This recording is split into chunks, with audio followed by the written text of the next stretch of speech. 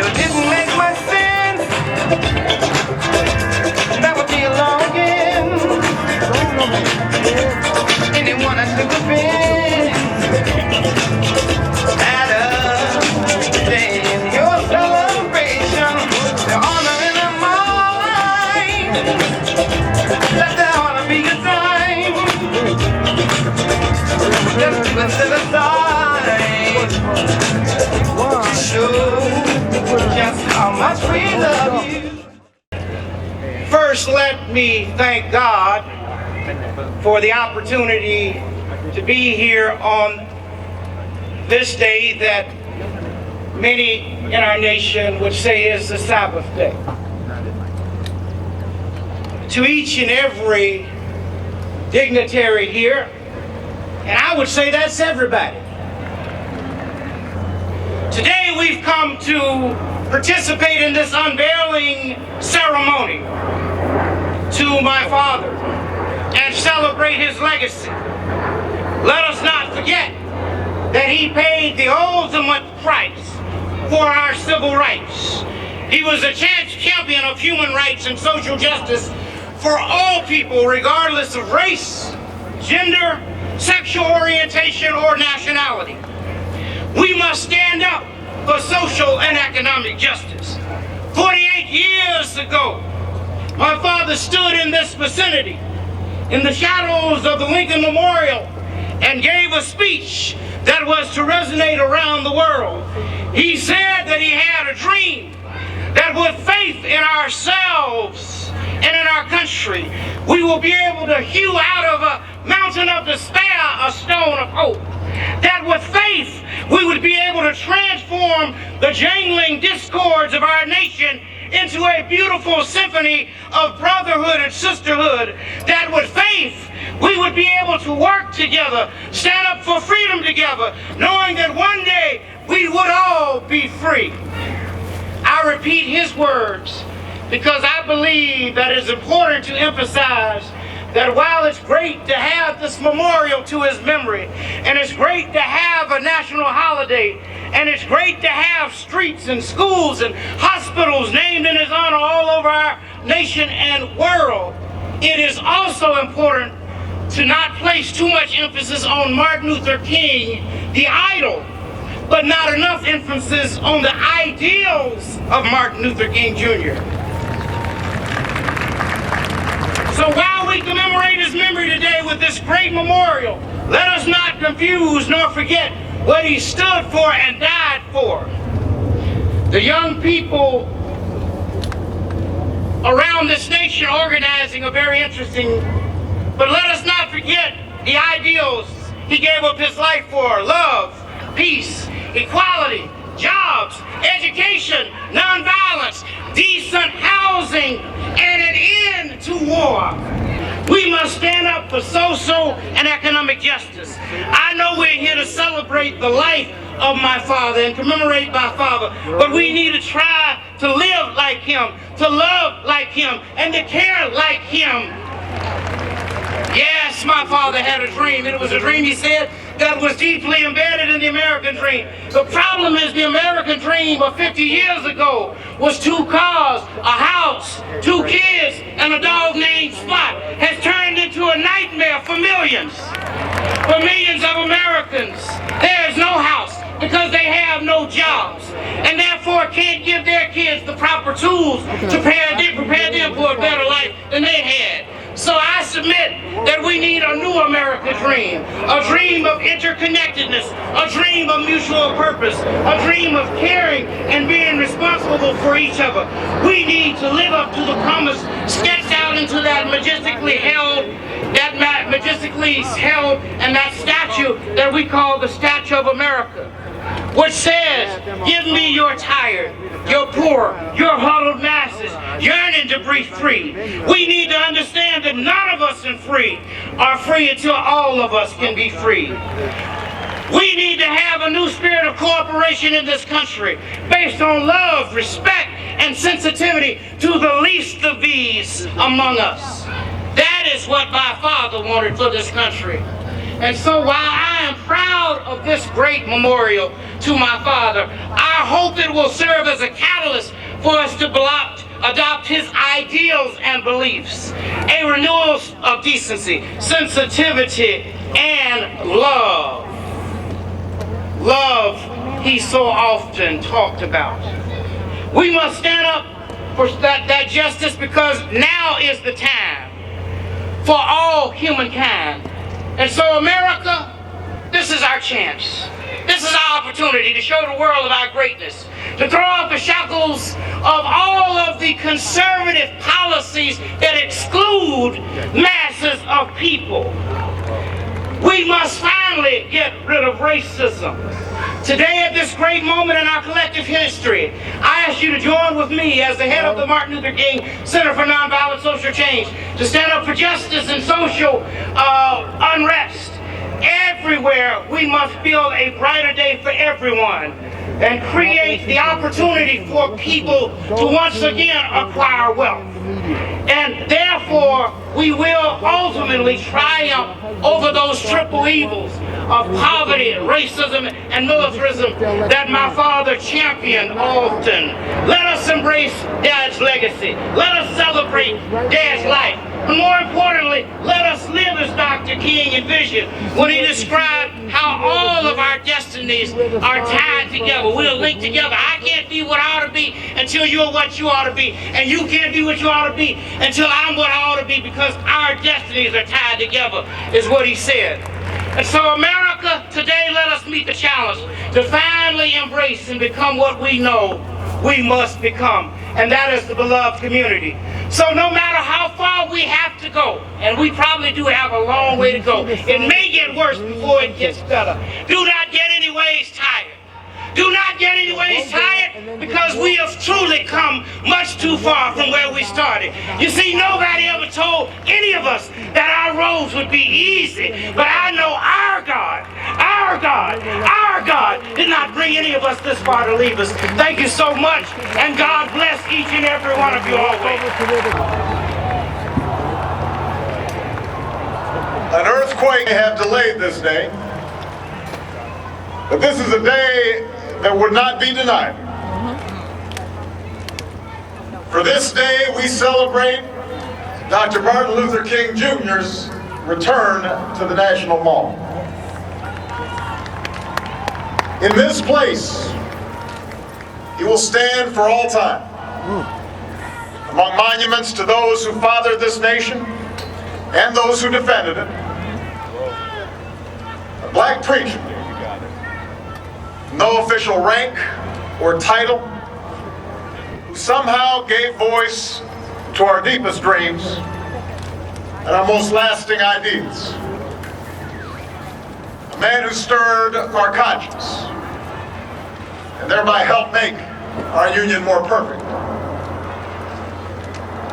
Dr. King would be the first to remind us that this memorial is not for him alone. The movement of which he was a part depended on an entire generation of leaders. Many are here today, and for their service and their sacrifice, we owe them our everlasting gratitude. This is a monument to your collective achievement.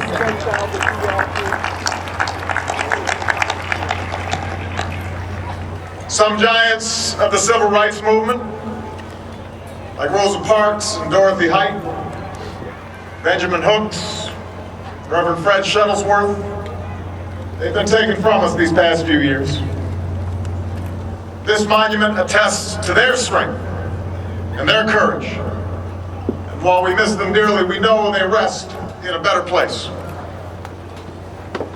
And finally, there are the multitudes of men and women whose names never appear in the history books. Those who sat in and those who stood firm. Those who organized and those who mobilized. All those men and women who, through countless acts of quiet heroism, helped bring about changes few thought were even possible. By the thousands, said Dr. King, faceless, anonymous, relentless young people, black and white, have taken our whole nation back to those great wells of democracy which were dug deep by the Founding Fathers in the formulation of the Constitution and the Declaration of Independence. To those men and women, to those foot soldiers for justice, know that this monument is yours as well. Nearly half a century has passed since that historic March on Washington. A day when thousands upon thousands gathered for jobs and for freedom. That is what our school children remember best when they think of Dr. King. His booming voice across this mall, calling on America to make freedom a reality for all of God's children. Prophesizing of a day when the jangling discord of our nation would be transformed into a beautiful symphony of brotherhood. It is right that we honor that march, that we lift up Dr. King's I Have a Dream speech, for without that shining moment, without Dr. King's glorious words, we might not have had the courage to come as far as we have. Because of that hopeful vision, because of Dr. King's moral imagination, barricades began to fall and bigotry began to fade. New doors of opportunity swung open for an entire generation. Yes, laws changed, but hearts and minds changed as well. Look at the faces here around you. You see an America that is more fair and more free and more just than the one Dr. King addressed that day. We are right to savor that slow but certain progress. Progress that's expressed itself in a million ways, large and small, across this nation every single day, as people of all colors and creeds live together and work together and fight alongside one another and learn together and build together and love one another. So it is right for us to celebrate today Dr. King's dream and his vision of unity. And yet, it is also important on this day to remind ourselves that such progress did not come easily. That Dr. King's faith was hard-won. That it sprung out of a harsh reality and some bitter disappointments. It is right for us to celebrate Dr. King's marvelous oratory, but it is worth remembering that progress did not come from words alone. Right. Progress was hard. Progress was purchased through enduring the smack of billy clubs and the blast of fire hoses. It was bought with days in jail cells and nights of bomb threats. Okay, good. For every victory during the height of the civil rights movement, there were setbacks and there were defeats. We forget now, but during his life, Dr. King wasn't always considered a unifying figure. Even after rising to prominence, even after winning the Nobel Peace Prize, Dr. King was vilified by many, denounced as a rabble-rouser and an agitator, a communist and a radical. He was even attacked by his own people, by those he felt he was going too fast or those who felt he was going too slow, by those who felt he shouldn't meddle in issues like the Vietnam War or the rights of union workers. We know from his own testimony the doubts and the pain this caused him, and that the controversy that would swirl around his actions would last until the fateful day he died. I raise all this because nearly 50 years after the March on Washington, our work, Dr. King's work, is not yet complete. We gather here at a moment of great challenge and great change. In the first decade of this new century, we have been tested by war and by tragedy. by an economic crisis and its aftermath that has left millions out of work and poverty on the rise and millions more just struggling to get by. Indeed, even before this crisis struck, we had endured a decade of rising inequality and stagnant wages. Too many troubled neighborhoods across the country. The conditions of our poorest citizens appear little changed from what existed 50 years ago. Neighborhoods with underfunded schools and broken down slums, inadequate health care, constant violence, neighborhoods in which too many young people grow up with little hope and few prospects for the future. Our work is not done. And so on this day, in which we celebrate a man and a movement that did so much for this country, let us draw strength from those earlier struggles. First and foremost, let us remember that change has never been quick. Change has never been simple or without controversy. Change depends on persistence. Change requires determination. It took a full decade before the moral guidance of Brown versus Board of Education was translated into the enforcement measures of the Civil Rights Act and the Voting Rights Act, but those 10 long years did not lead Dr. King to give up. He kept on pushing, he kept on speaking, he kept on marching until change finally came.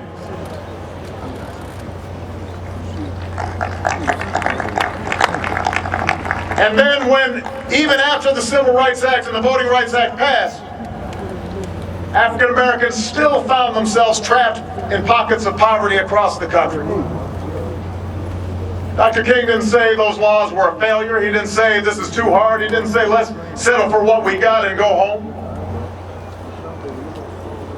Instead, he said, let's take those victories and broaden our mission to achieve not just civil and political equality, but also economic justice. Let's fight for a living wage and better schools and jobs for all who are willing to work. In other words, when met with hardship, when confronting disappointment, Dr. King refused to accept what he called the isness of today. He kept pushing towards the oughtness of tomorrow. And so as we think about all the work that we must do, rebuilding an economy that can compete on a global stage, fixing our schools so that every child, not just some, but every child gets a world-class education, making sure that our healthcare system is affordable and accessible to all, and that our economic system is one in which everybody gets a fair shake and everybody does their fair share. Let us not be trapped by what is. We can't be discouraged by what is. We've got to keep pushing for what ought to be. The America we ought to leave to our children, mindful that the hardships we face are nothing compared to those Dr. King and his fellow marchers faced 50 years ago, and that if we maintain our faith in ourselves and in the possibilities of this nation, there is no challenge we cannot surmount. Just as we draw strength from Dr. King's struggles, so must we draw inspiration from his constant insistence on the oneness of man. The belief, in his words, that we are caught in an inescapable network of mutuality, tied in a single garment of destiny. It was that insistence, rooted in his Christian faith, that led him to tell a group of angry young protesters, I love you as I love my own children, even as one threw a rock that glanced off his neck. It was that insistence, that belief that God resides in each of us, from the high to the low, in the oppressor and the oppressed. It convinced him that people and systems could change. It fortified his belief in nonviolence. It permitted him to place his faith in a government that had fallen short of its ideals. It led him to see his charge not only as freeing Black America from the shackles of discrimination, but also freeing many Americans from their own prejudices, and freeing Americans of every color from the depredations of poverty. And so at this moment, when our politics appear so sharply polarized, and faith in our institutions so greatly diminished, we need more than ever to take heed of Dr. King's teachings. He calls on us to stand in the other person's shoes, to see through their eyes, to understand their pain. He tells us that we have a duty to fight against poverty even if we are well off, to care about the child in the decrepit school even if our own children are doing fine, to show compassion toward the immigrant family with the knowledge that most of us are only a few generations removed from similar hardships.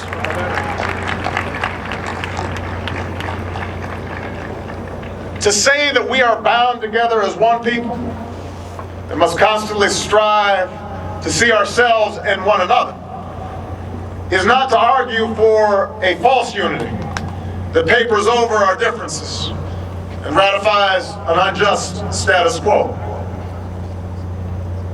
As was true 50 years ago, as has been true throughout human history, those with power and privilege will often decry any call for change as divisive. They'll say any challenge to the existing arrangements are unwise and destabilizing. Dr. King understood that peace without justice was no peace at all. That aligning our reality with our ideals often requires the speaking of uncomfortable truths and the creative tension of nonviolent protest. But he also understood that to bring about true and lasting change, there must be the possibility of reconciliation. That any social movement has to channel this tension through the spirit of love and mutuality. If he were alive today, I believe he would remind us that the unemployed worker can rightly challenge the excesses of Wall Street without demonizing all who work there. That the businessman can enter tough negotiations with his company's union without vilifying the right to collectively bargain. He would want us to know we can argue fiercely about the proper size and role of government without questioning each other's love for this country, with the knowledge that in this democracy, government is no distant object, but is rather an expression of our common commitments to one another. He would call on us to assume the best in each other rather than the worst, and challenge one another in ways that ultimately heal rather than wound. In the end, that's what I hope my daughters take away from this monument. I want them to come away from here with a faith in what they can accomplish when they are determined and working for a righteous cause. I want them to come away from here with a faith in other people and a faith in a benevolent God. This sculpture, massive and iconic as it is, will remind them of Dr. King's strength, but to see him only as larger than life would do a disservice to what he taught us about ourselves. He would want them to know that he had setbacks, because they will have setbacks. He would want them to know that he had doubts, because they will have doubts. He would want them to know that he was flawed, because all of us have flaws. It is precisely because Dr. King was a man of flesh and blood and not a figure of stone that he inspires us so. His life, his story tells us that change can come if you don't give up. He would not give up no matter how long it took, because in the smallest hamlets and the darkest slums, he had witnessed the highest reaches of the human spirit. Because in those moments when the struggle seemed most hopeless, he had seen men and women and children conquer their fear. Because he had seen hills and mountains made low, and rough places made plain, and the crooked places made straight, and God make a way out of no way. That is why we honor this man. Because he had faith in us. And that is why he belongs on this mall. Because he saw what we might become.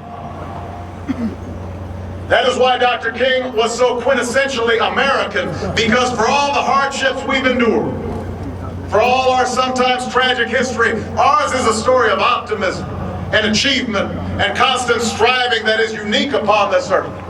And that is why the rest of the world still looks to us to lead. This is a country where ordinary people find in their hearts the courage to do extraordinary things. The courage to stand up in the face of the fiercest resistance and despair and say, this is wrong and this is right. We will not settle for what the cynics tell us we have to accept. And we will reach again and again, no matter the odds, for what we know is possible. That is the conviction we must carry now in our hearts. As tough as times may be, I know we will overcome. I know there are better days ahead. I know this because of the man towering over us. I know this because all he and his generation endured. We are here today in a country that dedicated a monument to that legacy. And so with our eyes on the horizon and our face squarely placed in one another, let us keep striving. Let us keep struggling. Let us keep climbing toward that promised land of a nation and a world that is more fair and more just and more equal for every single child of God. Thank you, God bless you, and God bless the United States of America.